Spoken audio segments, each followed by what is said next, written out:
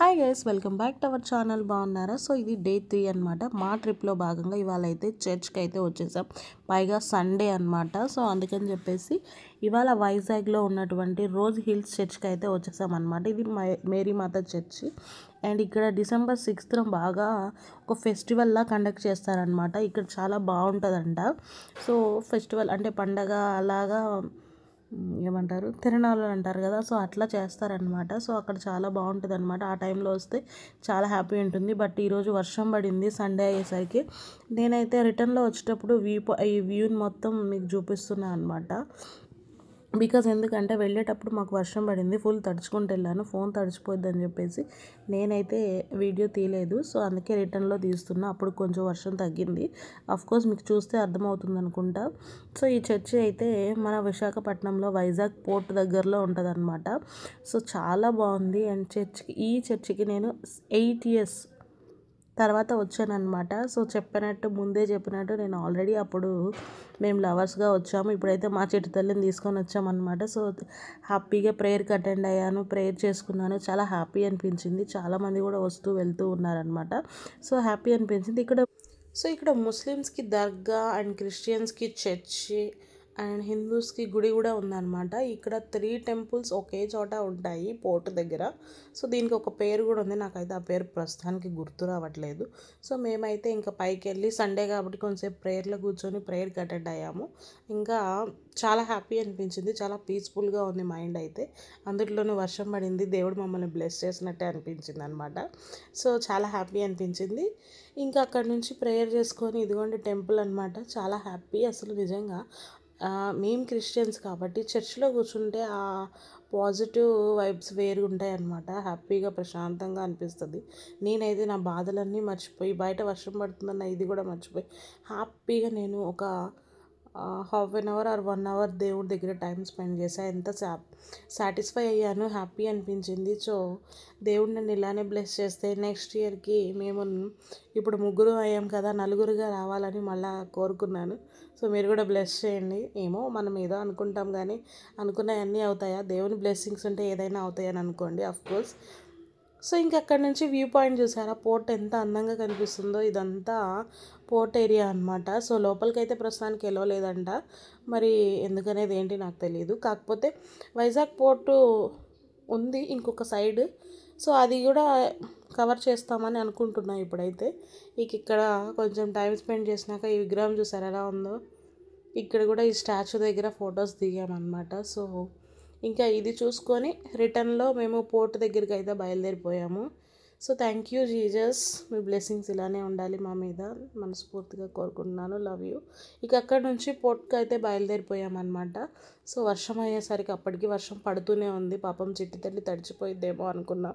ఆయన పాపం ఎట్లానో కూర్చుంది.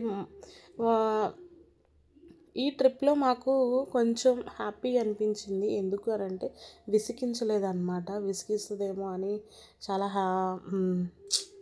ఏమంటారు, చాలా భయపడ్డాము. బట్ ఇట్స్ ఓకే, బాగుంది. మేమైతే చర్చ్కి రావడం కోసం బైక్ తీసుకున్నాం అనమాట. సో 1 day మొత్తం మా సార్కి తెలిసిన వాళ్ళు ఉంటాయి, మా వారికి తెలిసిన వాళ్ళు ఉంటే సో వాళ్ళు మాకు బైక్ ఇచ్చారు.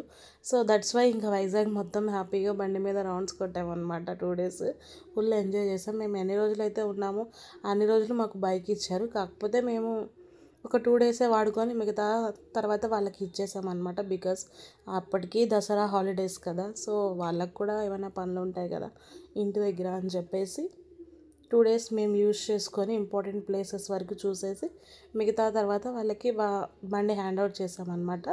సో ఇంకా మేమైతే పోర్ట్ దగ్గరికి వచ్చాము. చూసారా అబ్బాయి, ఇక్కడికి రాగానే ఫిషెస్ స్మెల్ ఉంటుంది చూసారా. ఫిషెస్ ఎంత తక్కువ కాస్ట్కి దొరుకుతాయంటే నిజంగా ఆ స్మెల్కి నాకైతే ఆహా తినాలి అనిపించింది అనమాట. వెడి టైంలో ఇక్కడ వండుతారంట, మరి వర్షం పడేసరికి చూసారా అంతా పరదాలతో కప్పేశారు. సో అది వేరే విషయం, వండితే తినేదాన్ని డెఫినెట్గా. కాకపోతే ఏమంటారు, మై బ్యాడ్ లక్, వర్షం పడింది ఆ రోజు. ఇక్కడ షిప్లు తయారు చేస్తున్నారు. చాలా అసలు ఎంత బాగుందో తెలుసా. ఇక్కడ కొన్ని మూవీ షూట్స్ కూడా జరిగాయి. అండ్ ఇక్కడ వైజాగ్ ఫేమస్ ఒక అతను ఉంటాడు కదా, అతను కనిపిస్తాడేమోనని చూశాను. నేను ఎప్పుడు రీల్స్లో చూస్తూ ఉంటా ఆయన్ని.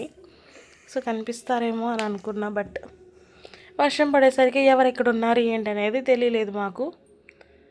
సో దట్స్ వై ఇంకా అక్కడ కొంచెం టైం స్పెండ్ చేసి షిప్లన్నీ చూసేసి, అసలు అక్కడ ఒక షిప్ తయారు చేస్తున్నారు, దాన్ని ఎలా తయారు చేస్తారు ఏంటి అనేది ఆయన ఎక్స్ప్లెయిన్ చేశారనమాట. ఇంకా అవన్నీ కొంచెంసేపు అక్కడ టైం స్పెండ్ చేసి మా చిట్టి తల్లికి అన్నీ చూపించి అక్కడ నుంచి బయలుదేరిపోయామన్నమాట. సో మీరు కూడా చూసేయండి షిప్ యార్డ్ ఎలా ఉందో. ఆఫ్కోర్స్ అందరికీ తెలిసే ఉంటుంది.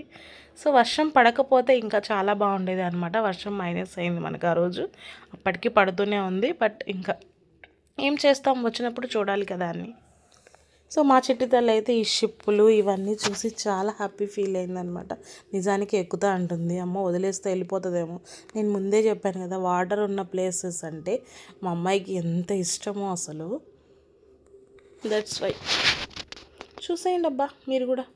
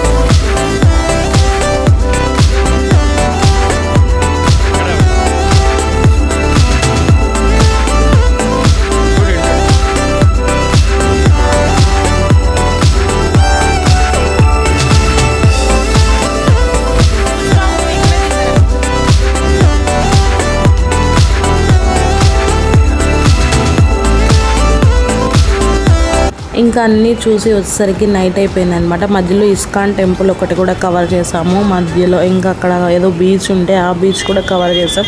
బీచ్ పేరు పెద్ద నాకు ఐడియా రావట్లేదు. మధ్యలో లంచ్ చేసాము. సో ఇంకా అక్కడ నుంచి మళ్ళీ బీచ్ దగ్గరికి వచ్చి ఇటు బీచ్కి ఆపోజిట్లో అక్కడ ఎగ్జిబిషన్ లాంటిది ఏదో పెడితే అక్కడ చిట్టి తల్లిని తీసుకెళ్ళి కొన్ని గేమ్స్ ఆడించాము. అండ్ చిన్న చిన్న షాపింగ్ ఉంటే షాపింగ్ కూడా చేసేసుకున్నాను.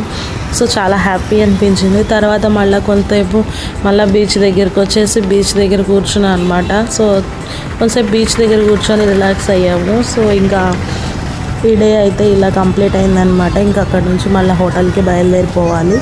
సో ఈ వ్లాగ్ ఇంతవరకు చూసిన ప్రతి ఒక్కరికి థ్యాంక్ యూ సో మచ్ అనమాట. నా సోది ఇప్పటి వరకు విన్నారు. సో ఇక అక్కడ దిగిన ఫొటోస్ కూడా షేర్ చేస్తున్నా, చూసేయండి. మీలో ఎవరైనా ఫస్ట్ టైం మన ఛానల్ చూస్తుంటే కనుక ప్లీజ్ సబ్స్క్రైబ్ చేసుకోవడం మాత్రం మర్చిపోవద్దు. మమ్మల్ని ఇలానే బ్లెస్ చేస్తూ ఉండండి, ఓకేనా.